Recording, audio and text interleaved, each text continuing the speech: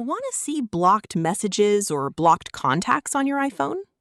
In this quick tutorial, I'll show you how to check blocked numbers in the Messages settings step by step.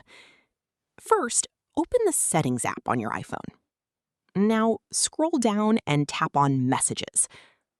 After that, scroll down again until you find Blocked Contacts, then tap on it. Here, you'll see all the phone numbers and email addresses that are currently blocked on your iPhone from sending messages or contacting you. If you want to unblock someone, simply swipe left on the contact or tap Edit and remove them from the blocked list. Keep in mind that while a number is blocked, you won't receive their messages or calls.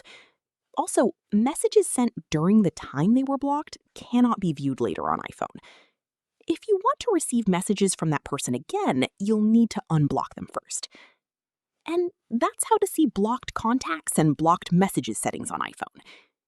If this tutorial helped you, make sure to like the video and subscribe for more iPhone tips and tutorial videos.